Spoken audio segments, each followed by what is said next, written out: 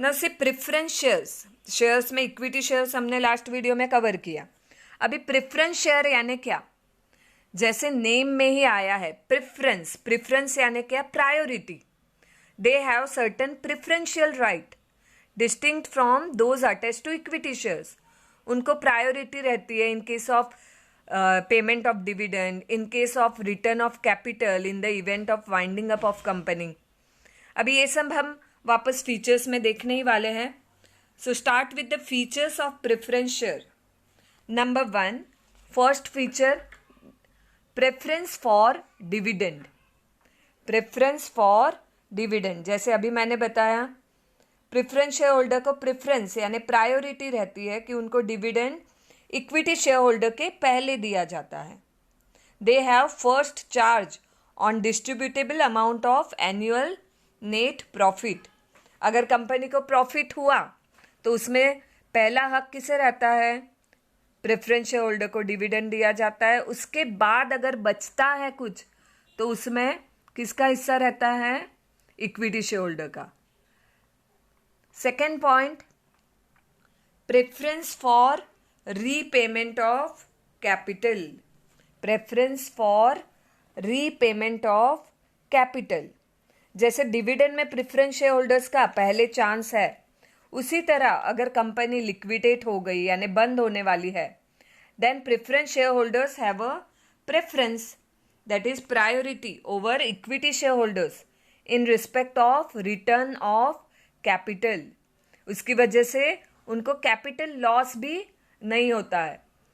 Preference share holder को अगर company डूबने वाली है, लिक्विडेट होने वाली है, तो कंपनी जो भी अपनी असेट्स है बची हुई वो बेचेगा और उसमें से जो पैसा मिलता है तो उसमें सबसे पहले राइट किसका रहता है, preference share holder for repayment of capital, और उसके बाद अगर कुछ बचा तो इक्विटी शेयर होल्डर को। Third point, fixed return.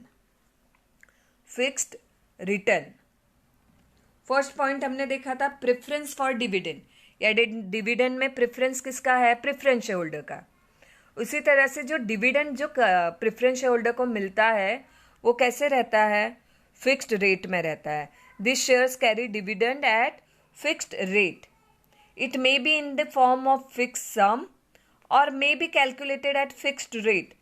यानी जब कंपनी इश्यू करती है प्रेफरेंस शेयर तभी डिसाइड किया हुआ रहता है, एग्रीमेंट में लिखा हुआ रहता है कि उनको फिक्स सम कुछ है डिविडेंड का, या कुछ फिक्स्ड रेट रहेगा 7%, 8%, जो भी रेट होगा। उसका उल्टा हमने इक्विटी शेयर में क्या देखा था, डिविडेंड कैसा रहता है, फ्लक्चुएटिंग डिविडेंड रहता है, और यहाँ पे प्रेफरेंस शेयर में कैसा है, फिक्स्ड रेट रहता है। यहाँ पर वापस एक बात समझ लो कि इन लोगों को भी डिविडेंड सिर्फ प्रॉफिट में से ही होगा। अगर डायरेक्टर ने सोचा कि फाइनेंशियल प्रॉब्लम चल रहा है, डिविडेंड नहीं देना है, then preference share holders have no claim for dividend. Fixed return ये एडवांटेज भी है और डिसएडवांटेज भी है। एडवांटेज कैसे है, तो अगर सपोज कंपनी को कम प्रॉफिट हुआ तो एक बार इक्विटी शेयर होल्डर को नहीं मिलेगा, पर प्रेफरेंस शेयर होल्डर को तो फिक्स्ड जितना डिसाइड किया है उतना डिविडेंड तो मिलेगा ही। और ये डिसएडवांटेज कैसे है, तो अगर सपोज कंपनी को बहुत ही ज़्यादा मुनाफा हो गया, बहुत ही ज़्यादा प्रॉफिट हुआ, फिर भी प्रेफरेंस शेयर होल्डर को जितना बोला है उतना ही मिलेगा डिविडेंड, और इक्विटी शेयर होल्डर को उससे ज़्यादा भी मिल सकता है in case of high profit. Fourth point, nature of capital. Nature of capital यानी क्या, तो इक्विटी शेयर से अगर कंपेयर करें तो इक्विटी शेयर में हमने क्या देखा था, that they are permanent capital. Equity capital ये कैसा है, परमानेंट कैपिटल है। Equity shares are irredeemable shares and not refundable by company during its lifetime. उसका उल्टा preference shares do not provide permanent share capital. A company can't issue irredeemable preference shares. So preference shares do not provide permanent share capital. और equity share holder ये क्या है, equity share ये permanent share capital है। Next point, point number 5 क्या है? Point number 5, market value. इनके market value change नहीं होती है क्योंकि इनको डिविडेंड कैसे रहता है? फिक्स रहता है। और इक्विटी शेयर की मार्केट वैल्यू क्या है? फ्लक्चुएट होती है as per demand and supply of equity shares. So here market value of preference shares does not change. Does not change. Next point, voting rights. देखो बहुत से पॉइंट सिमिलर है जैसे हमने फीचर्स ऑफ इक्विटी शेयर में देखे थे। बहुत से पॉइंट कैसे है? सिमिलर पॉइंट है। Voting right, they don't have normal voting right and so they do not enjoy controlling power like equity shares. They have voting right on matters which affect their interest, such as changing rights of preference shares or if dividend remains unpaid. यानी equity share holder को कैसे रहता है? उनको dividend fluctuating रहता है पर उनको कैसे रहता है? वोटिंग पावर रहता है, यानी उनको कुछ कंट्रोलिंग पावर है। पर प्रेफरेंस शेयर होल्डर को कैसे? उनको नॉर्मल वोटिंग राइट नहीं है नॉर्मल केस में। पर यहाँ पे भी अगर सपोज उनको डिविडेंड 2 साल तक अगर मिला ही नहीं तो प्रेफरेंस शेयर होल्डर क्या बोलेंगे? अरे हमें भी डिविडेंड नहीं मिल रहा है जैसे इक्विटी शेयर होल्डर को नहीं मिल रहा है, पर इक्विटी शेयर होल्डर को तो वोटिंग राइट है, हमें क्यों नहीं? तो जब डिविडेंड नहीं मिलता है ये प्रेफरेंस शेयर होल्डर को भी इन case of any financial crisis, तो वो केस में प्रेफरेंस शेयर होल्डर को भी क्या रहते हैं? वोटिंग राइट रहते हैं। समझ में आया? तो हमेशा वोटिंग राइट नहीं रहते हैं, पर कुछ कुछ केस में जहां पे उनका राइट कुछ अफेक्ट होता है तभी उनको क्या रहता है? वोटिंग राइट्स रहते हैं। Next point, risk. Point number 7, risk. हमने इक्विटी शेयर में देखा था, वो कौन है? Shock absorbers. Remember, shock absorbers, क्योंकि equity share holders bear maximum risk in company. But here यहाँ पे in case of preference shares, safety of capital and fixed return that is dividend are advantage.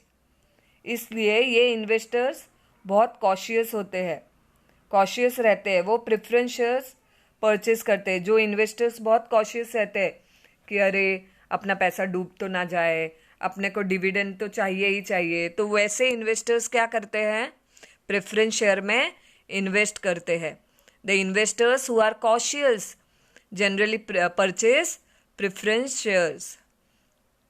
Next point, face value. Face value, face value of preference share is relatively higher than equity shares. Equity shares से preference shares की face value क्या रहती है? ज़्यादा रहती है। They are normally issued at face value of ₹100। और equity share में क्या देखा था हमने? फेस वैल्यू 10 और इवन ₹1 पर शेयर रहती है। देखो यानी यहाँ पे हम प्रेफरेंस शेयर के साथ साथ बहुत सा इक्विटी शेयर्स का भी हम रिकैप कर रहे हैं। बाद में हम ऐसे भी वापस डिस्टिंग्विश देखने ही वाले हैं इक्विटी शेयर्स और प्रेफरेंस शेयर्स का, पर यहाँ पे फीचर्स देखते देखते भी हम कंपेयर कर रहे हैं। ऐसे अगर आप कंपैरेटिव करके स्टडी करोगे तो आपको कोई भी पॉइंट जल्दी से ध्यान में रहेगा। Next point, point number 9, rights और बोनस इशू। हमने इक्विटी शेयर्स में देखा था उनको क्या मिलता है? राइट शेयर मिलते हैं, बोनस शेयर्स मिलते हैं। But here in case of preference shares, preference share holders are not entitled for rights और बोनस इश्यूज। उनको ये शेयर्स नहीं मिलते हैं। They are not entitled for this issues. यानी कुछ फायदा भी है, कुछ नुकसान भी है। Every coin has 2 sides. Next point, point number 10, nature of investors. Nature of investor यानी किस तरह के इन्वेस्टर प्रेफरेंस शेयर में इन्वेस्ट करते हैं? तो जो बहुत ही कंजर्वेटिव, कॉशियस यानी बहुत ही जो सतर्क रहते हैं, जिन्हें फिक्स रिटर्न चाहिए, जिसे बहुत ज़्यादा रिस्क नहीं चाहिए, वो लोग इसमें इन्वेस्ट करते हैं। रहते हैं ना, कोई लोग कैसे रहते हैं, इंडिविजुअल जिनको रिस्क लेना अच्छा लगता है कि अगर मिला तो बहुत ज़्यादा भी डिविडेंड मिल सकता है, और कोई कैसे रहते हैं, कम मिला तो भी चलेगा पर फिक्स रिटर्न मिलना चाहिए। तो उस तरह के कॉशियस इन्वेस्टर्स प्रेफरेंस शेयर में इन्वेस्ट करते हैं। So these are the various features of preference shares. कौन से फीचर्स हैं, जस्ट रिकैप अगेन।